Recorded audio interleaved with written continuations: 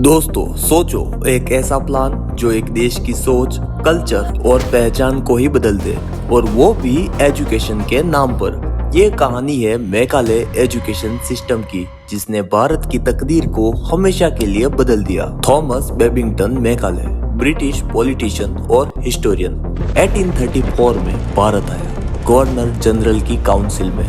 उसका मिशन भारत की शिक्षा को ब्रिटिश कंट्रोल में लाना। मेघालय को लगता था कि भारतीय संस्कृति और भाषाएं बेकार है। वो चाहता था कि भारतीय ब्रिटिश सोच अपनाए, ताकि ब्रिटिश राज को सस्ते क्लर्क और लॉयल अफसर मिले। ब्रिटिशों से पहले भारत में गुरुकुल और मदरसे थे। गुरुकुल में वेद, गणित, आयुर्वेद, खगोल शास्त्र पढ़ाया जाता था। जीरो का आविष्कार यही हुआ। मदरसों में फारसी, अरबी, इस्लामिक लॉ सिखाया जाता था। शिक्षा फ्री थी, कम्युनिटी सपोर्ट करती थी।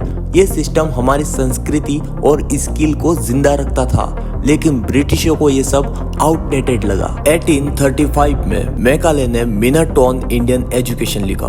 उसने कहा, एक क्लास बनाओ जो रंग से भारतीय हो लेकिन सोच से अंग्रेज। ब्रिटिशों को चाहिए थे क्लर्क, वकील जो उनके सिस्टम को चलाए। फायदा, ब्रिटिश राज मजबूत हुआ। भारतीय अपनी संस्कृति से कट गए, अंग्रेजों को सुपीरियर मानने लगे। ये था कल्चरल कंट्रोल, सस्ते में भारत को गुलाम बनाए रखने का तरीका। 1830 के चार्टर एक्ट में भारत की शिक्षा के लिए फंड तय हुआ था। पार्लियामेंट में मेघालय ने भारतीय शिक्षा की आलोचना की और प्रस्ताव को पास कराया। ये प्रस्ताव 7 मार्च 1835 को पास हुआ और इंग्लिश एजुकेशन एक्ट बना। चलिए इंग्लिश एजुकेशन एक्ट को समझते हैं। इसके तहत नए स्कूल और कॉलेज बनाए गए, जैसे कलकत्ता, बॉम्बे और मद्रास में गवर्नमेंट कॉलेजेस। इन स्कूलों में वेदास, संस्कृत और इंडियन फिलोसफी की जगह शेक्सपियर, न्यूटन और ब्रिटिश हिस्ट्री पढ़ाई जाने लगी। एजुकेशन अब कैरेक्टर बिल्डिंग नहीं, बल्कि क्लर्क और ऑफिसर बनाने का माध्यम बन गई, ताकि वो ब्रिटिश राज के लिए काम करे। हर शहर में ऐसे स्कूल खुले जहां बच्चों को सिखाया जाता था कैसे इंग्लिश बोलना है, ब्रिटिश वैल्यूज अपनाना और गवर्नमेंट जॉब के लायक बनाना। धीरे धीरे एक नई पीढ़ी तैयार हुई, जो खून से भारतीय थी पर सोच में पूरी तरह अंग्रेज। यही था मेघालय का असली मकसद। मेघालय के प्रस्ताव से गुरुकुल मदरसे बंद हुए, अंग्रेजी स्कूल खुले जहां साइंस, लॉ, हिस्ट्री पढ़ाई गई। लोग अंग्रेजी सीखकर क्लर्क, वकील बने। एक नई मिडिल क्लास उभरी, मॉडर्न लेकिन अपनी जड़ों से कटी हुई। अच्छा, साइंस और टेक्नोलॉजी आई। बुरा, हमारी भाषाएं और संस्कृति पीछे छूट गई। आज भी हमारी शिक्षा उसी ढांचे पर चल रही है। मेघालय का प्रस्ताव बैकफायर कर गया। उसी अंग्रेजी शिक्षा ने गांधी, नेहरू, सुभाष चंद्र बोस जैसे लीडर्स बनाए। उन्होंने ब्रिटिश लॉ और राइट्स सीखे, फिर उसी को हथियार बनाया। गांधी ने अंग्रेजी में ब्रिटिश नीतियों की आलोचना की। कांग्रेस बनी, आजादी का आंदोलन तेज हुआ।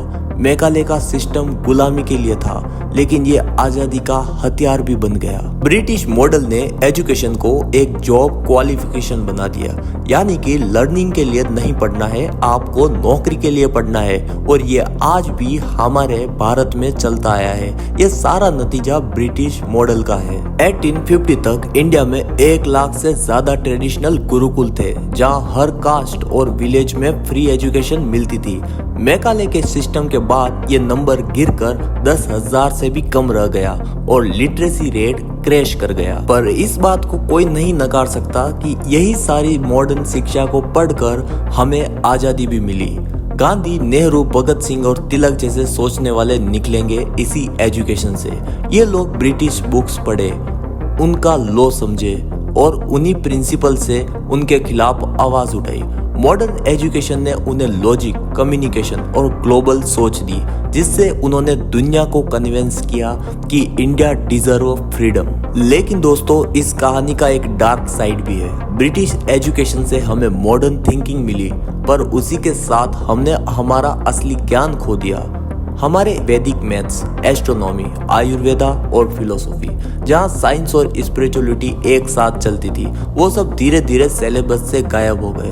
भारत का वैदिक मैथ्स और एस्ट्रोनॉमी सबसे महत्वपूर्ण था, जो हमने खो दिया। दोस्तों, हम आपके लिए वीडियो इसी पर्पज से बनाते हैं कि आपको रियल नॉलेज मिल सके और आप थ्योरी को समझ सको। इनक्रेडिबल कंटेंट के लिए सब्सक्राइब करें, हमें सपोर्ट करें। मिलते हैं नेक्स्ट वीडियो पे। Thank you.